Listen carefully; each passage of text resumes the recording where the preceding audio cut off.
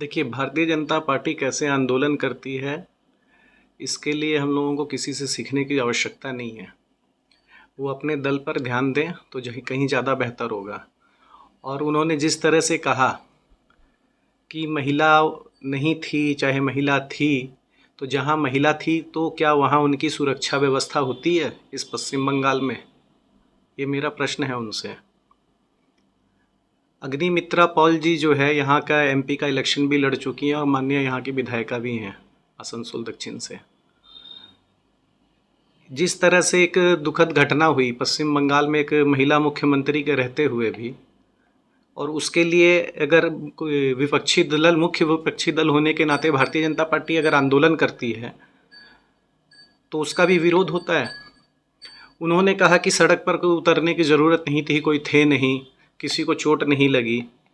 तो क्या इस तरह से आज वहाँ पे कौन थे नेताजी स्टेचू के पास में जिनका चेहरा था वो जाने पहचाने टीएमसी के नेता ही लोग थे सारे वहाँ पे, और उसमें से सिर्फ भारतीय जनता पार्टी के कार्यकर्ताओं ने ही तो नहीं देखा ना, प्रेस के बंधु थे उन्होंने भी देखा है। रानी की जो सजग जनता है उन्होंने भी देखा है कि वहाँ कौन उपस्थित थे। लोगों का साथ भारतीय जनता पार्टी के साथ है। आप इस तरह से जो है आंदोलन को कुचल नहीं सकते कि कार्यकर्ताओं का आप रक्त बहा करके, माथा फोड़ करके, इस तरह से ये सब चीज़ को दबाया नहीं जा सकता।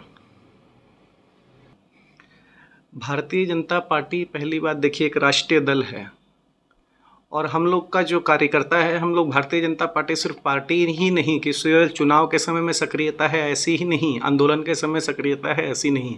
भारतीय जनता पार्टी को हम लोग एक परिवार मानते हैं। वहाँ कौन था बाहर का? कोई झारखंड, बिहार, यूपी इस यहाँ से आया था क्या?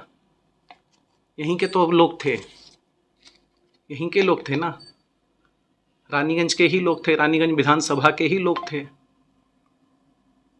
और यहाँ पे जो लोग कम हैं बेसी हैं, ये बात आपको ध्यान में रखना चाहिए कि भारतीय जनता पार्टी का कार्यकर्ता देव दुर्लभ कार्यकर्ता है। भगवान को भी नसीब से ऐसे लोग मिलते हैं जो भारतीय जनता पार्टी आज कर रहे हैं पश्चिम बंगाल में।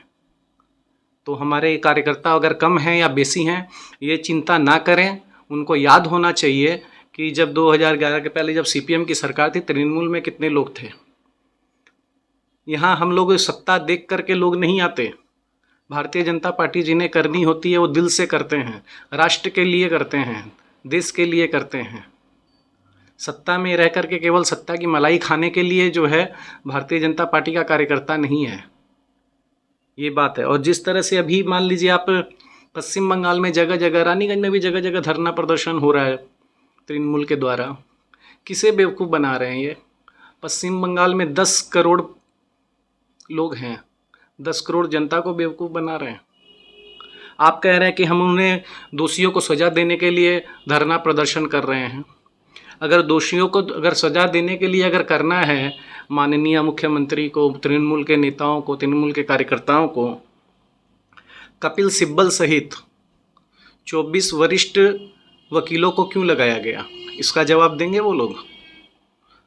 कपिल सिब्बल जिनकी एक हियरिंग की कीमत, एक हियरिंग का चार्ज होता है 20 लाख रुपया, क्यों दिया जा रहा है ऐसे 24 वकीलों को?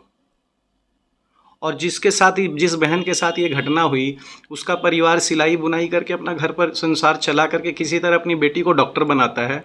कुछ दिन के बाद उसकी शादी होने वाली होती है और उसे उसकी क्या दे रहे हैं आप? 10 लाख रुपए। उसके साथ जो दुष्कृति हुई और उसको बचाने के लिए कपिल सिब्बल जैसे को आप 20 लाख रुपए एक हेयरिंग के डेट में देते हैं अगर पैसा नहीं है। ये कैसा बचाव? ये कैसा आप किस तरह का ढोंग कर रहे हैं? पश्चिम बंगाल की जनता को किस तरह से आप बेवकूफ़ बना रहे हैं? रानीगंज की जनता बेवकूफ़ बनने वाली नहीं है। भारतीय जनता पार्टी के साथ थी, भारतीय जनता पार्टी के साथ ही रहेगी। देखिए, 2014 में भारतीय जनता पार्टी की सरकार पश्चिम बंगाल में नहीं थी। 2014 में पुलिस प्रशासन, यहाँ की कानून व्यवस्था भारतीय जनता पार्टी के हाथ में नहीं थी। ये उन्हें ज्ञात होना चाहिए, जिन्होंने कहा है ये बात। अगर भारतीय जनता पार्टी का इतिहास, आज हमारे पूरे देश भर में भारतीय जनता पार्टी है और अनेकों राज्यों में हमारी सरकार है। वहाँ आज तक कभी दंगा नहीं हुआ। आप उत्तर प्रदेश ले लीजिए, आप महाराष्ट्र ले लीजिए, आप राजस्थान ले लीजिए, आप छत्तीसगढ़ ले लीजिए, कहाँ एक भी दंगा नहीं है। आसाम में दंगा नहीं है, जो आसाम इतना अशांत हुआ करता था, वहाँ पे आज दंगा नहीं है। उत्तर प्रदेश जहाँ लुटेरों की सरकार थी, जब से योगी जी बने हैं वहाँ पे कानून व्यवस्था है। तो भारतीय जनता पार्टी का ना ये तरीका है, ना भारतीय जनता पार्टी के कार्यकर्ताओं का ये हमें शिक्षा दीक्षा मिली है। हम लोग राष्ट्र के लिए काम करते हैं, देश के लिए काम करते हैं, जनता के लिए काम करते हैं। ये हमें सिखाया नहीं गया भारतीय जनता पार्टी के लोगों को, भारतीय जनता पार्टी के कार्यकर्ताओं को।